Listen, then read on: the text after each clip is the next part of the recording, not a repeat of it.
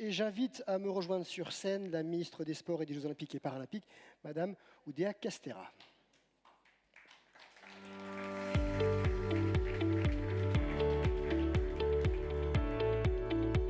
Si vous voulez toutes monter, allez-y.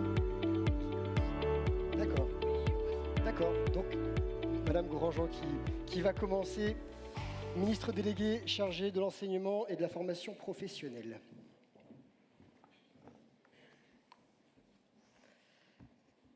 Madame la ministre des Sports et des Jeux Olympiques et Paralympiques, chère Amélie Oudéa Castéra, Madame la ministre de l'Enseignement supérieur et de la Recherche, chère Sylvie Retailleau, Monsieur le ministre de l'Agriculture qui nous rejoindra une prochaine fois, Monsieur le haut-commissaire à l'emploi et à l'engagement des entreprises, cher Thibaut Gully, Mesdames et Messieurs les directeurs généraux, représentants des opérateurs de compétences, je vous vois ici présents, Mesdames et Messieurs les représentants des branches professionnelles du sport et des entreprises équestres, Mesdames et Messieurs les représentants des fédérations sportives, Mesdames et Messieurs d'organismes d'accompagnement, d'insertion et de formation, chers amis, c'est beaucoup de plaisir de vous retrouver aujourd'hui, après ces quelques derniers mois, mais on y reviendra dans quelques instants, de travail commun. C'est vous dire aussi, pour moi, que c'est une nouvelle occasion de vous dire la pleine implication du ministère de l'Enseignement et de la Formation professionnelle à vos côtés pour célébrer quelque part les métiers du sport, leur devenir, leur accompagnement. Vous dire que ce premier Grenelle du sport, c'est un tournant. C'est un tournant, bien sûr, parce que nous mettons en œuvre des politiques publiques liées au sport et évidemment à ce secteur sportif qui, en votre présence nombreuse, vient témoigner de sa formidable attente en matière de compétences. Le sport vit ici un moment charnière dans notre pays. C'est bien sûr, de par l'organisation sur notre sol de deux événements sportifs majeurs qui s'annoncent, celle de la Coupe du monde de rugby et des Jeux olympiques et paralympiques de Paris, qui vont évidemment apporter leur lot de questionnements, de défis à relever, mais aussi de solutions à trouver, d'innovation également à pouvoir inventer pour pouvoir répondre à ces défis qui se posent à nous et faire en sorte que ces deux événements soient un véritable succès pour tous. Il nous pousse aussi collectivement à définir des contours d'une nouvelle méthode de travail. Je crois véritablement que c'est ce qu'impulse ce premier Grenelle du sport. Donc merci Amélie pour l'organisation de ce beau premier Grenelle du sport qui nous invite à ouvrir de nombreux chantiers et qui feront évoluer durablement votre secteur du sportif. C'est particulièrement vrai lorsqu'il s'agit d'aborder l'emploi et la formation professionnelle. Nous devons avoir sur ces aspects-là une vision de long terme qui nous permette de préparer une réponse à l'échelle de la société pour accompagner sportifs bénévoles comme sportifs professionnels vers une meilleure employabilité tout au long de leur activité professionnelle.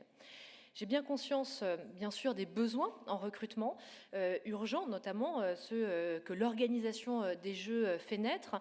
C'est une réflexion plus globale sur la structure de l'emploi, mais aussi l'accès à la formation et sur la reconnaissance des compétences de ceux qui font vivre le sport que la ministre des Sports et moi-même avons souhaité porter. C'est pour cela que dès 2022, chère Amélie, nous sommes engagés avec Olivier Dussopt et moi à vos côtés, aux côtés de votre ministère, à déployer sur toute la durée du quinquennat une feuille de route interministérielle ambitieuse. Cette feuille de route, elle nous invite, au travers des aspects de la formation et des compétences, à occuper finalement une place plus importante sous le signe finalement d'une démarche stratégique, d'aller chercher le développement de la pratique sportive et de l'économie du sport, notamment par le développement des compétences. Et je le sais, votre secteur, qui n'est pas épargné par des tensions sur le recrutement, ni par les enjeux d'accès aux compétences, ni par les enjeux de reconnaissance de ces mêmes compétences, nous appelle à trouver des solutions concrètes. Alors c'est pourquoi je crois que nous pouvons le dire, nous avançons et nous avançons vite. En matière d'apprentissage, dès le début de l'année 2023, nous avons garanti l'accès de toutes les entreprises à une aide de 6 000 € pour accompagner durablement le développement de l'apprentissage dans tous les secteurs de l'activité et à tous les niveaux de diplôme pour l'ensemble de nos territoires. Cette politique volontariste sur l'apprentissage, elle a permis de faire croître le nombre d'apprentis partout en France et sur tous les secteurs d'activité. En 2022, ce sont 837 000 apprentis en France. Et pour votre secteur sportif, les secteurs de l'animation ou du sport représentent 27% d'augmentation par rapport à l'année 2021 pour atteindre 13 000 nouveaux apprentis en 2022. On voit du coup que ce secteur sportif s'est saisi de l'opportunité de l'apprentissage. Votre secteur, aujourd'hui, a développé l'apprentissage x8 par rapport à 2015. Donc on voit cette formidable évolution de l'apprentissage dans les métiers sportifs. Mais c'est aussi, bien sûr, accompagner ce développement sur tous les métiers connexes qui sont essentiels à l'économie du sport. Et donc pour cela, nous allons, au-delà de l'apprentissage, accompagner la formation et la reconversion des sportifs de haut niveau qui continuent de bénéficier de fonds dédiés par l'État pour que chacun d'entre eux puisse bénéficier d'une solution sur mesure. Voilà. Plus généralement, je souhaite d'ailleurs que les concertations à venir avec les partenaires sociaux soient l'occasion de réinterroger l'accès à nos dispositifs de reconversion pour les sportifs comme pour l'ensemble des actifs. Je souhaite que nous puissions simplifier, je l'ai déjà dit, le paysage des dispositifs existants pour les rendre plus attractifs et répondre aux aspirations de ceux qui se reconvertissent. À ce titre, l'accès pour tous les adultes à l'alternance est une piste qui mérite d'être explorée, car si les sportifs de haut niveau accèdent à l'apprentissage à tout âge, l'alternance constitue une voie d'insertion professionnelle efficace qui pourrait bénéficier donc à tout le secteur sportif. La reconnaissance des compétences dans le sport, notamment ces compétences des bénévoles, a également fait l'objet d'avancées considérables au travers de la réforme de la VAE que j'ai menée en décembre 2022. Nous avons donc ouvert un nouveau chapitre pour ce dispositif. Je m'y étais engagée. Les certifications du sport sont prioritairement accessibles par la voie de la nouvelle VAE qui est plus simple, plus rapide, mieux accompagnée. Et dès juillet 2023, une plateforme numérique sera dédiée. Cette nouvelle VAE, nouvelle génération, sera déployée et les certifications du sport seront parmi les premières à en bénéficier. La ministre des Sports et moi comptons désormais sur vous. Parce que ce dispositif, il gagne à être très largement connu. C'est évidemment avec vous que ce dispositif va trouver son public, son attractivité. Et donc, on a besoin que vous fassiez connaître les évolutions de la VAE. 20 ans maintenant que la VAE existe, 20 ans d'histoire pas toujours très heureuse, puisque nous avons divisé par 2 le nombre de bénéficiaires de la VAE, et que pour changer cette tendance, il faut que les gens sachent que nous avons transformé la VAE, que nous l'avons actualisée pour qu'elle soit plus simple, plus agile, qu'elle accompagne mieux les parcours et qu'elle soit mieux accompagnée. Alors, nous allons évidemment nous appuyer sur la VAE pour accompagner les parcours. Il faut savoir que si vous avez obtenu tout ou partie d'un diplôme, et la France est encore très attachée au diplôme par le biais de la VAE, vous allez faciliter votre parcours de formation, de qualification sur d'autres métiers que vous visez. Et donc, c'est tout l'intérêt aussi de cette VAE, qu'elle puisse être véritablement un tremplin pour aller accéder à d'autres études ou à d'autres blocs de compétences, réduire le temps de formation et donc rendre plus agiles les parcours professionnels. J'ai aussi besoin de vous pour les jurys de VAE. Permettez-moi de faire une petite parenthèse sur le sujet, mais pour qu'il y ait des personnes qui entrent en parcours de VAE, il faut aussi qu'il y ait des personnes qui accèdent à ces diplômes. Et donc, j'ai besoin que des jurys de VAE soient constitués partout en France de manière beaucoup plus dynamique et pour que les candidats à la reconnaissance de leur expérience professionnelle et des compétences qu'ils y ont développées puissent avoir en face d'eux un jury de VAE qui les accompagne. Voilà, vous le savez, mon ministère est à l'œuvre quotidiennement pour que les objectifs communs que nous nous sommes fixés soient atteints. Et pour cela, nous avons également des conseillers en évolution professionnelle. Je me permets de rappeler cet interlocuteur précieux qui est souvent méconnu et qui, partout sur le territoire, déjà financé, donc accessible gratuitement pour nos actifs, puisse accompagner, informer, accompagner aux reconversions professionnelles notamment et accompagner sur les différents dispositifs de formation qui existent. Mais parce que l'accès et la reconnaissance des compétences doit s'accompagner d'un grand chantier d'amélioration, nous allons travailler sur la lisibilité, ce que vous venez d'évoquer à l'instant, la lisibilité de l'offre de certification dans le champ du sport. Ce chantier, il dépend très clairement de vous et de nous. Il dépend de ce chantier-là dépend aussi des grands enjeux d'attractivité de la filière, parce que s'engager dans une voie lorsqu'on se projette mal sur le métier, parce que le nombre de certifications est trop important ou parce que les intitulés sont trop complexes, vient freiner l'attractivité finalement des formations et de tout un secteur. Aujourd'hui, c'est 900 certifications, dont seulement 350 qui sont actives au RNCP dans le secteur du sport. C'est dire l'enjeu qui est le nôtre, celui d'une politique de certification du secteur qui aujourd'hui est une des plus complexes à lire pour les usagers et donc un chantier immense que nous avons devant nous. Nous allons mobiliser des moyens considérables et inédits pour accompagner cette transformation autour de mon ministère pour transformer durablement la politique de certification dans notre pays et ce de manière tout à fait interministérielle avec des moyens humains inédits qui seront mis sur ce chantier-là. Dans le champ du sport, bien sûr, vous serez concernés et la charte que j'ai eu le plaisir de signer avec toi, Amélie, ainsi qu'avec Olivier Dussopt, pose finalement aussi une méthodologie de travail efficace et claire pour réaliser ces ambitions. D'abord, il nous faut cartographier les métiers du secteur, ainsi que les compétences et les qualifications requises pour les exercer. Puis ensuite, il nous faudra créer des passerelles, des correspondances finalement utiles entre les blocs de compétences que j'évoquais tout à l'heure, qui composent donc les certifications et qui permettent d'aller accélérer, fluidifier les parcours et accompagner donc les reconversions professionnelles. Cette charte, elle nous invite à œuvrer concrètement pour la promotion et pour l'attractivité des métiers du sport, qui est là un grand chantier complémentaire qu'il nous faut pouvoir ouvrir. Et donc, c'est une stratégie au long terme qu'il faut mettre en œuvre. Nous le ferons dès cette rentrée prochaine au travers de la découverte des métiers au collège, 5e, 4e, 3e.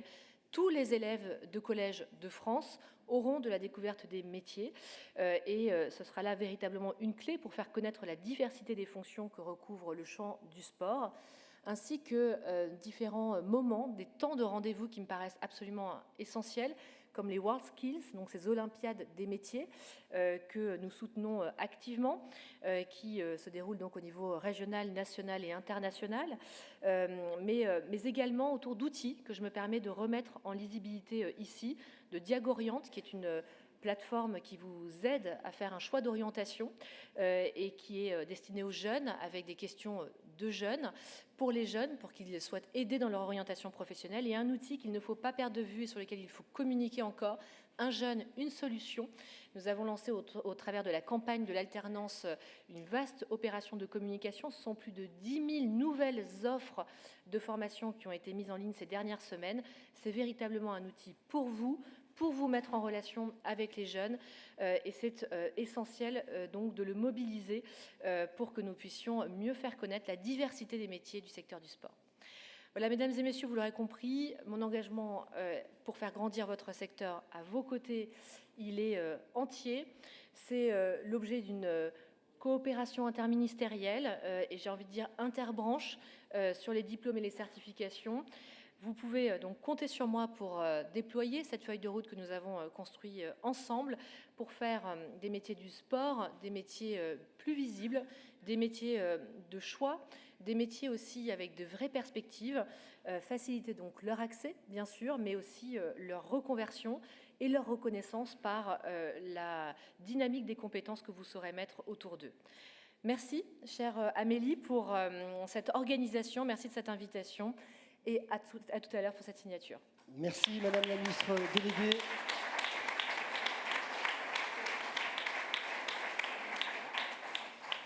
Madame Sylvie Retailleau, Ministre de l'Enseignement supérieur et de la Recherche.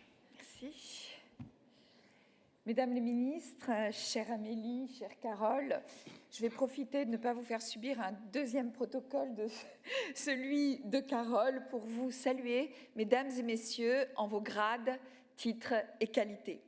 Alors, tout d'abord, comme les deux ministres, je me réjouis d'être présente à tes côtés, Amélie, évidemment Carole et les autres, mais un merci particulier à toi, Amélie, et puis bien sûr à vos côtés pour cette signature de cette charte de coopération. Je crois qu'elle porte bien son nom, et d'engagement, deux mots forts que l'on essaye de mettre en pratique. Cette représentation aujourd'hui interministérielle, de portage fort, comme l'a dit Carole, montre bien cette volonté de coopération. Et on connaît l'engagement qu'il y a pour ces métiers du sport et la pratique aussi sportive. Le champ de l'activité physique et sportive dans l'enseignement supérieur est très important. Vous connaissez en gros ces 50 facultés d'ISTAPS qui rassemblent recherche et formation en sciences et techniques des activités physiques et sportives au sein de nos universités avec environ 65 000 étudiants par an. Si pendant longtemps, la palette des diplômes proposés était assez conventionnelle, avec principalement des licences, puis ensuite des masters, aujourd'hui, elle s'est considérablement élargie. Nous avons, dès le premier cycle, des formations professionnelles telles le DUST, et qui va aujourd'hui, évidemment, jusqu'au doctorat porté par des écoles variées d'écoles doctorales. Et ceci afin de mieux ajuster les compétences acquises, mais acquises aux besoins des différents métiers du sport. Je cite souvent les évolutions des STAPS, de leur formation, comme évolution dynamique, non seulement au niveau attractivité, mais aussi au niveau de la diversité des formations pour s'adapter à tous ces nouveaux métiers. Cette variété des domaines concernés montre ce dynamisme global et en particulier ce dynamisme des formations proposées, que ce soit avec le sport santé, le sport événementiel, le domaine éducatif, l'entraînement, la performance et l'ergonomie. Vous avez vu ce matin, Timothée Brun vous a parlé de cette dynamique, mais aussi de ce besoin de lisibilité et de cette orientation nécessaire au travers de l'ensemble de ces formations. Il est vrai que les métiers de l'activité physique et du sport sont effectivement pour nos jeunes en particulier particulièrement attractifs et certains connaissent, nous le savons bien, une très grande tension. Je ne citerai par exemple que le cas des métiers des milieux aquatiques. Dans ce contexte déjà très dynamique, les Jeux olympiques et paralympiques, et je me tourne vers notre ministre, de 2024 sont à la fois un accélérateur de transformation et un révélateur de cette diversité des métiers du sport.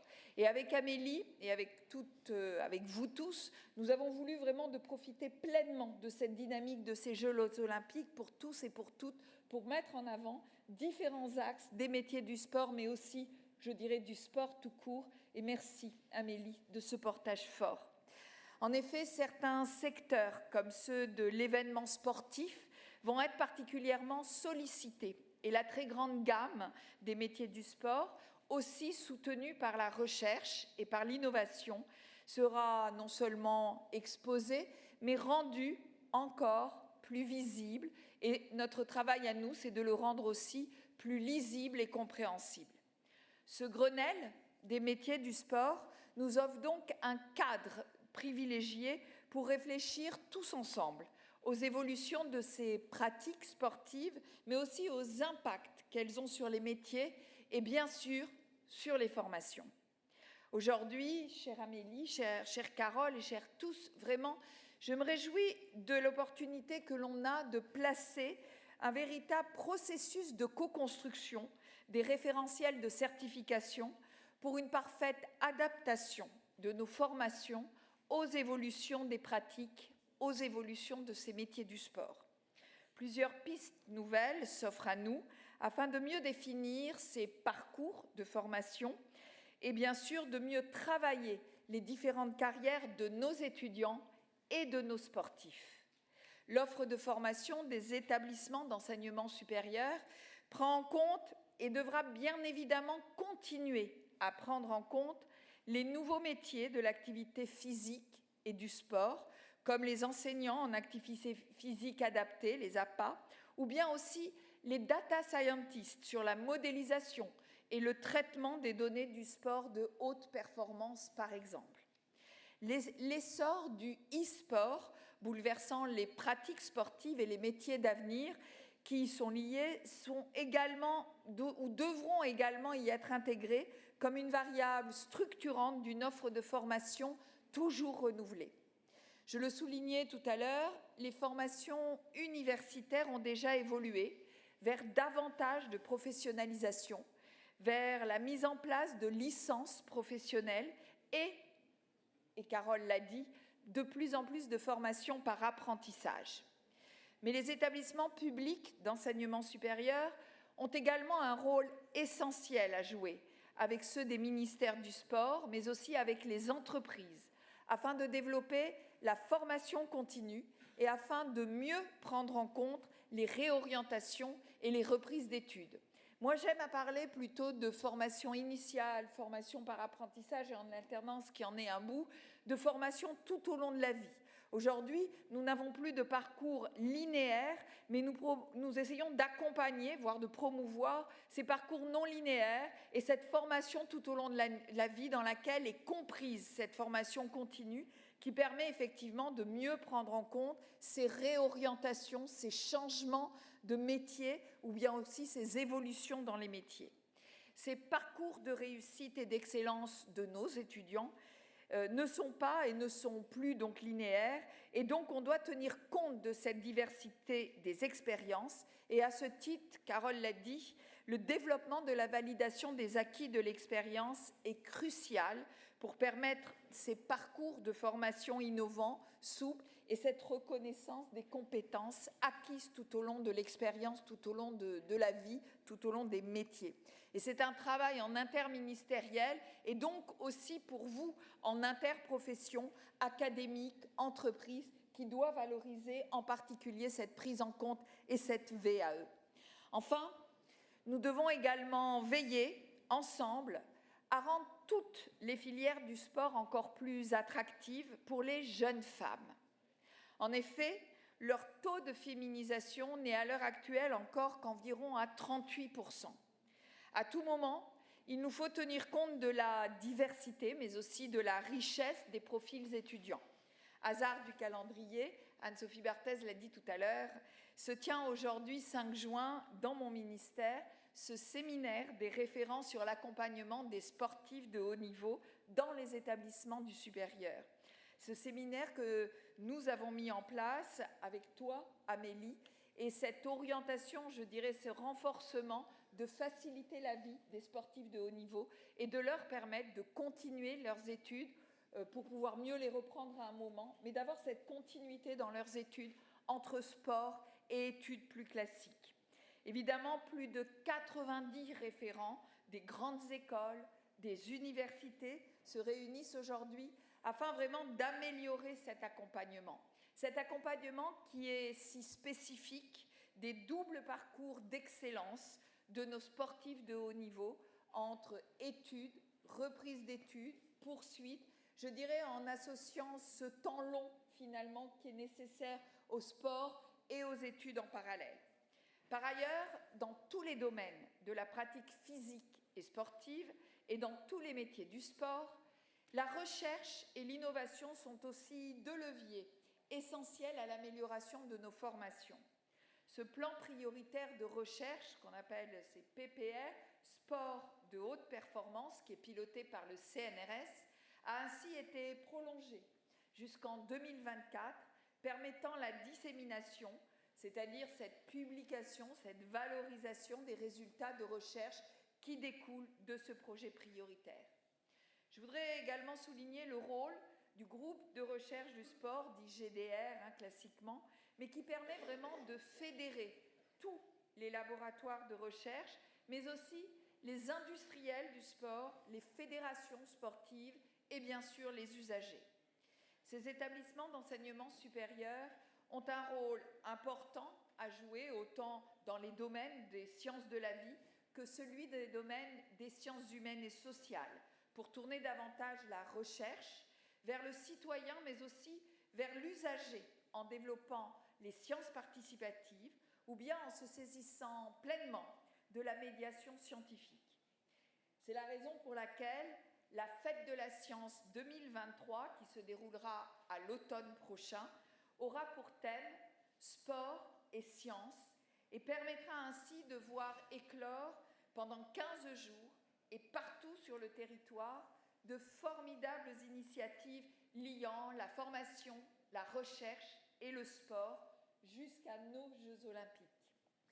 Le club France 2024, qui sera installé à la Villette, sera ainsi un creuset de rencontres entre les sportifs, le public et particulièrement nos jeunes, et où les sciences participatives justement auront toute leur place pour mettre au cœur de ce village, au cœur de cette fête de la science, et bien justement les sciences et le sport. Le Grenelle des métiers du sport qui nous réunit aujourd'hui est donc un marqueur fort de notre désir conjoint, collectif, de cette amélioration de la visibilité des métiers du sport, avec par exemple la mise en place d'une plateforme d'information. Le Grenelle est également l'occasion pour moi de redire combien les parcours universitaires aujourd'hui, il n'y a plus ou il ne doit plus y avoir d'opposition entre formation académique et formation professionnelle. Ces formations s'entremêlent au cours du temps.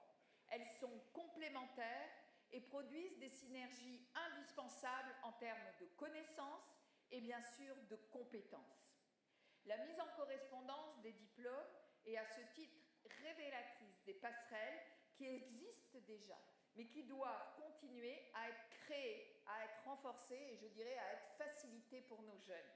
La signature de cette charte est donc l'occasion de mettre en place une gouvernance rénovée et bien sûr aussi d'affirmer le lien fort qui unit les ministères, les branches professionnelles autour d'une ambition qui est conjointe, mais qui est aussi forte pour les métiers et les emplois dans le sport. Je voudrais bien sûr remercier à nouveau l'ensemble des ministères et en particulier notre ministre Amélie Oudéa qui porte fort cette ambition pour le sport et en interministériel avec tous ces secteurs, les formations à tous les niveaux, professionnels, académiques, en lien avec la recherche, en lien avec l'innovation et toutes les branches. Et je voudrais bien sûr vous remercier tous et toutes aujourd'hui de votre présence. Je suis certaine que les tables rondes de cet après-midi seront aussi passionnantes et enrichissantes que celles de ce matin. Je vous souhaite donc une excellente journée. Merci beaucoup. Merci Madame la Ministre. La ministre des Sports, des Jeux Olympiques et Paralympiques, Madame Amélie Oudéa-Castéra.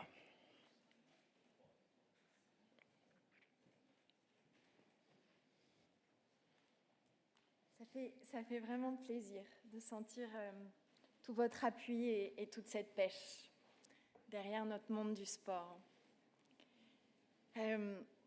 C'est le dernier temps de cette matinée.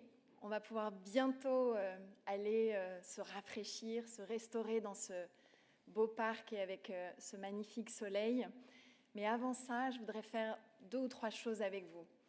La première, c'est d'abord remercier plusieurs personnes. Je voudrais d'abord qu'on remercie notre animateur, Grégoire Tournon. Il n'est pas journaliste sportif pour rien. Nous sommes à l'heure, tout ça a été organisé au cordeau. Je voudrais qu'on l'applaudisse. Merci. Merci beaucoup.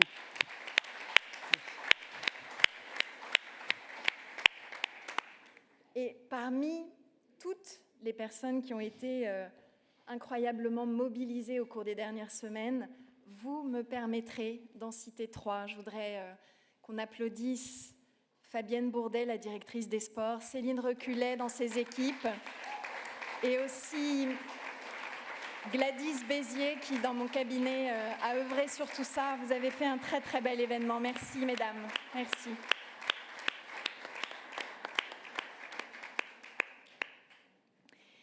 Et puis je voulais remercier mes collègues ministres parce que ce n'est pas seulement des interventions prononcées avec le cœur, avec précision, mais c'est beaucoup de mobilisation de leurs administrations à nos côtés. Et cette mobilisation interministérielle qui a longtemps fait défaut pour aider le sport à décoller, elle est là. Et je vous en remercie vraiment du fond du cœur. Merci.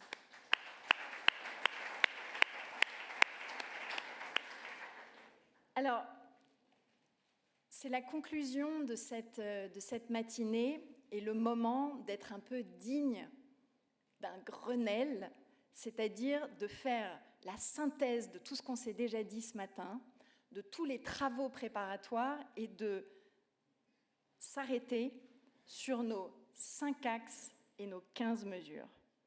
Un Grenelle, on l'a dit tout à l'heure, ça part toujours d'une ambition. L'ambition, on l'a maintenant actée avec Olivier Dussopt, que j'ai rappelé après son intervention ce matin pour lui dire « Est-ce qu'on part bien ensemble là-dessus ?» Il me dit « Oui, notre ambition, c'est à l'horizon du quinquennat, la création de 100 000 emplois et la multiplication par 5 du nombre de bénéficiaires des actions d'insertion dans et par le sport. » C'est ça notre Grenelle. Ensuite, un Grenelle, c'est un collectif. Et vous êtes là, tous. Et ce qui m'a énormément frappée dans ces échanges, c'est que plus que jamais, on regarde dans la même direction, et ça a été dit par Anne-Sophie Barthez, avec un langage commun. On va donc attraper les mêmes réalités, la même double réalité de fragilité structurelle, celle qu'on évoquait ce matin, et de défis formidables à relever pour notre monde du sport. Qu'il s'agisse de transition écologique, qu'il s'agisse de nouveaux usages liés au numérique, qu'il s'agisse de prévenir la perte d'autonomie par le sport. Tout ça, c'est les défis que nous allons relever. Ils ont été très bien décrits par Cécile Landreau tout à l'heure. Mettre le doigt sur ces transformations qui nous obligent pour moderniser le secteur. Alors, on va maintenant acter nos mesures. 5 axes, on va pouvoir les projeter. On démarre par le premier d'entre eux, la lisibilité de l'offre et des parcours de formation vers les métiers du sport. On l'a dit, on va la signer, cette charte. Merci aux 2 branches qui le font avec nous, le sport et les entreprises équestres. Merci à vous, les partenaires sociaux derrière cette initiative, et merci aux 4 ministères, les sports, l'éducation, l'enseignement supérieur et la recherche, l'agriculture et l'enseignement et la formation professionnelle.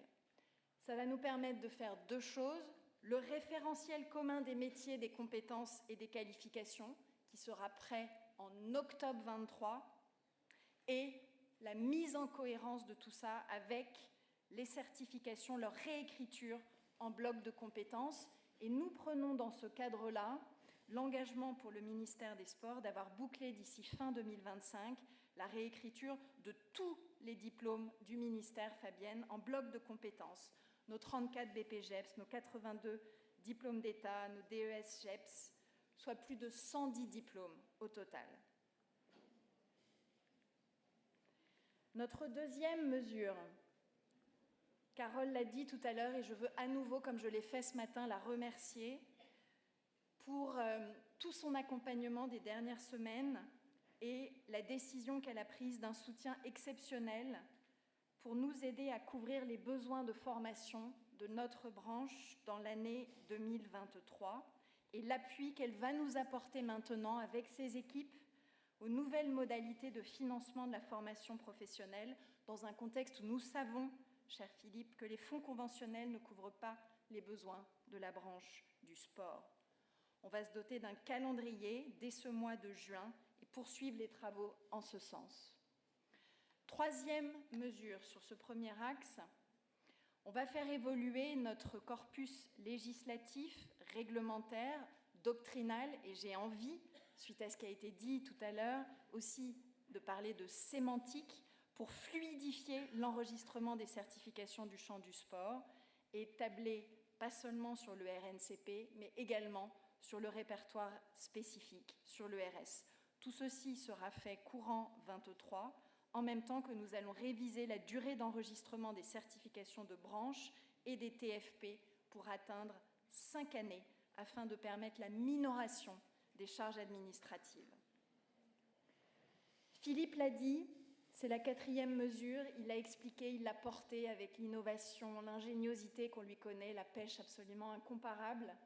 Ce premier campus des métiers et des qualifications du sport dans les Hauts-de-France, à Amiens, avec la DGESCO, qui va permettre de faciliter cette orientation à l'heure de la Coupe du Monde de rugby, à l'heure des Jeux Olympiques, autour des métiers liés à l'organisation des grands événements sportifs.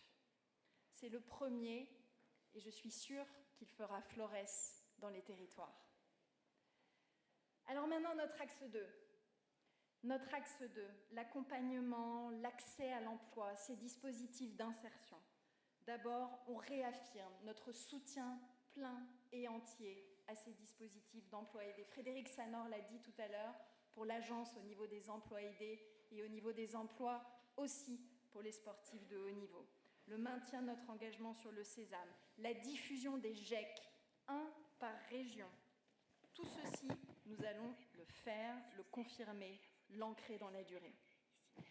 Et puis, et c'est un peu le pendant du référentiel qu'on a vu dans le premier axe, on va lancer à l'automne 23 cette plateforme des métiers du sport qui répertoriera l'ensemble des métiers, des formations et des certifications.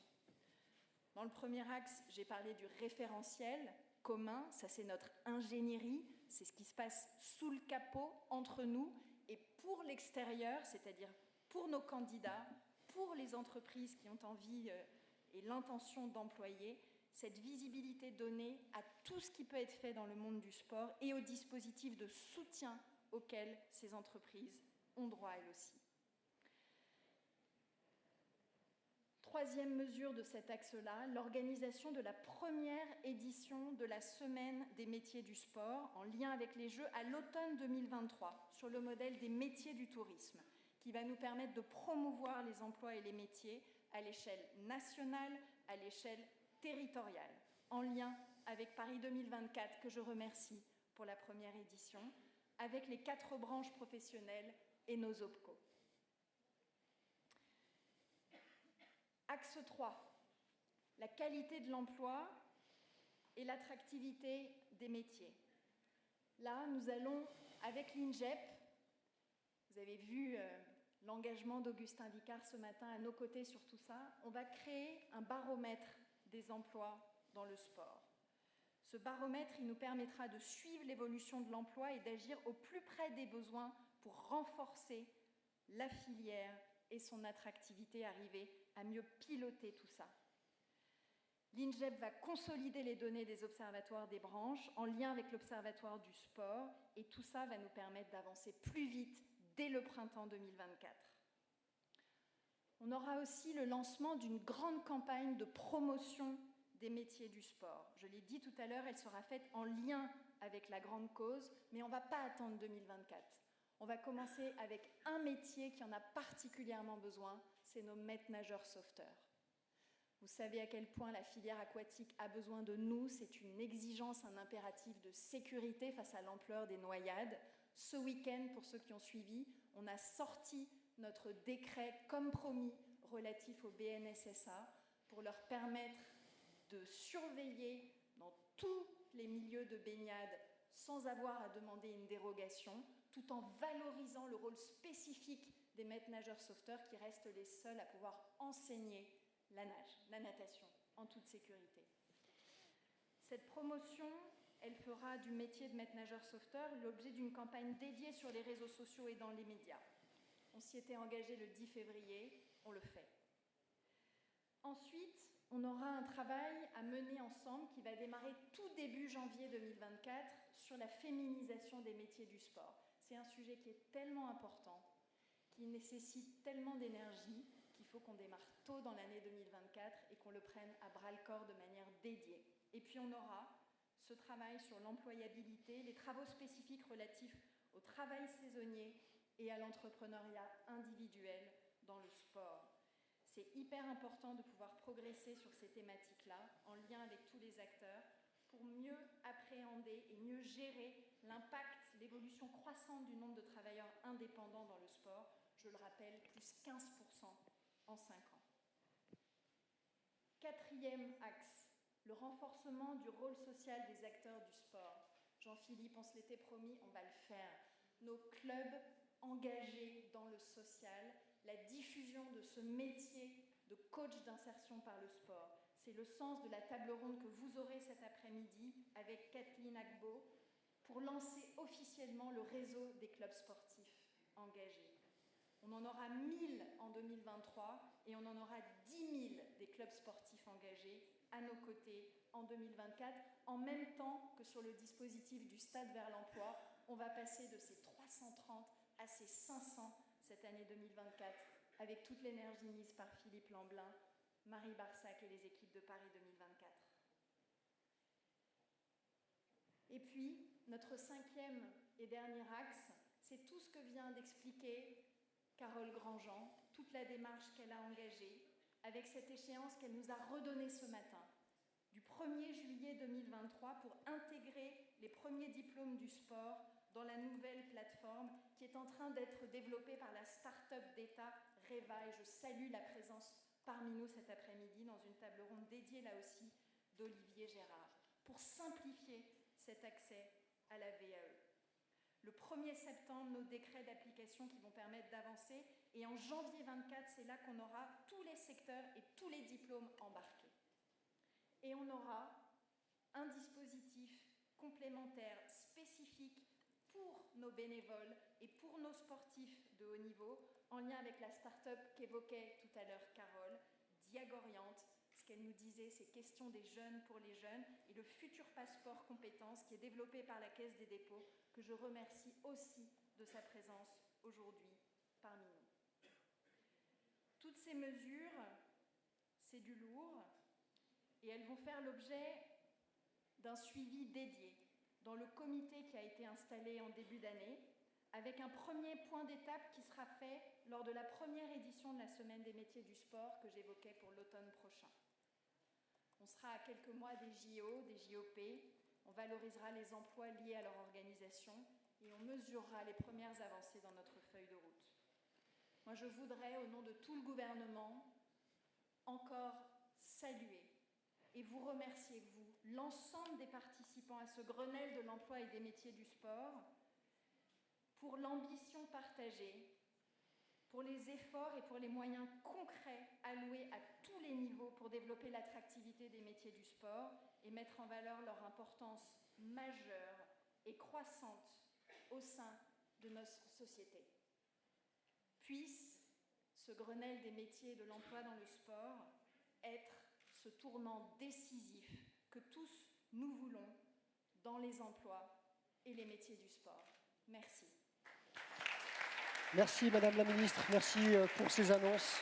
Je vais demander maintenant aux acteurs, les représentants des branches professionnelles de nous rejoindre sur scène. Vous allez procéder en quelques minutes à la signature de cette charte.